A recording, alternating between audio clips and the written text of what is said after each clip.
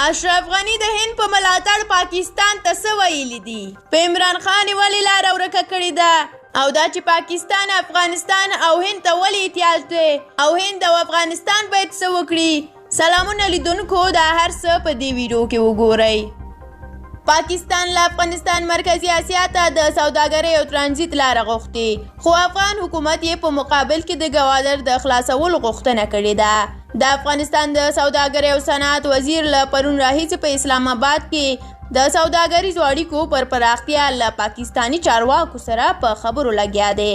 نثار احمد غوریاني ویلي دي چې پاکستان ترې غوښتي دي چې افغانستان د دوی سوداګریزو کارونو ته مرکزی اسیا ته د تیریدو اجازه ورکړي. افغان لوري بیا غوښتي دي چې پاکستان د افغانستان ته له جنوبي اسیا سره د سوداګرۍ لار ورکړي او په تیره له پاکستان سره دی ګوادر بندر د افغان سوداګرو پر مخ پرانیزي.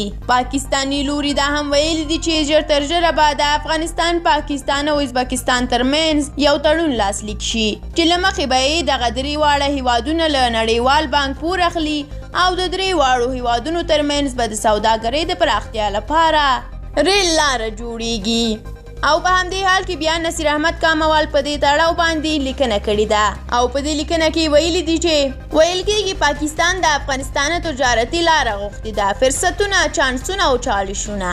پاکستان اوس اقتصادي لحاظ راګیر هیواد دی چې هیڅ متبادله لاره ورته نه ده پاتې. پوځ او پوځي مصارف یې د ضرورت زیات شوي دي. پخوا به یې په منطقه کې ترور خپرولو څخه کافي مالي او تخنیکي امکانات ترلاسه کول، خو اوس نړۍ پې بې باوره شوې ده او پخوانۍ همکارۍ ورسره نه کوي.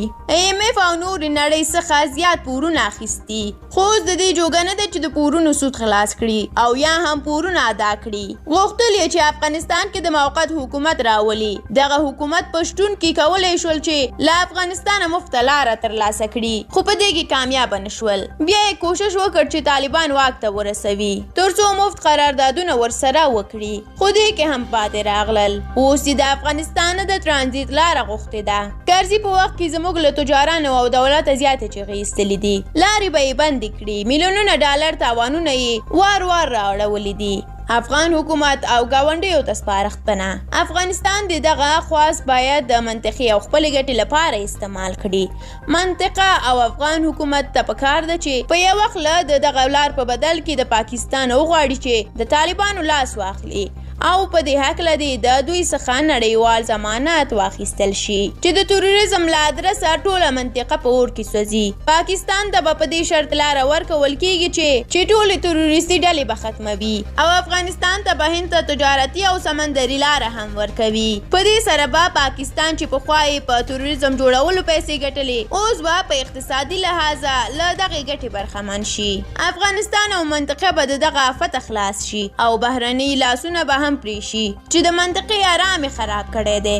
آسیا په یو تجارتي مارکیټ بدل شي. اوس ضرورت هم همدې ته دی چې منطقه نوره په آرامه شي او د خپلو وطنونو د وګړو د اقتصادي پرمختګ لپاره لاس په کار شي. خدای دې دغه ورځ راولي چې د هند تر پاکستان، افغانستان، ازبکستان او همسایه ملکونه ایران، ترکیه، چین وغیره وګړي بدون د ویزې راشه درشه ولري، نو ایله به د منطقې ولسونه په ژوند پوه شي. درنو لیدونکو، له تاسو ډیره زیاته مننه چې دا ویډیو مو تر اخره ولیدله. دا چې اوس افغانستان پاکستان ته لاره ورکړي ورنه کړي او د دې په سر افغانستان کوم شرط کېدي، تاسو هم خپل نظر را سره کولی شئ په کومنټ کې شریک کړئ. موږ هم ستاسو نظرونه په پوره حوصله لولو. د همداسې نورو ویډیوګانو د لیدو لپاره زموږ یوټیوب چینل سره سبسکرایب کړئ. تر بیا الله مو مل شه، ښه وخت ولرئ.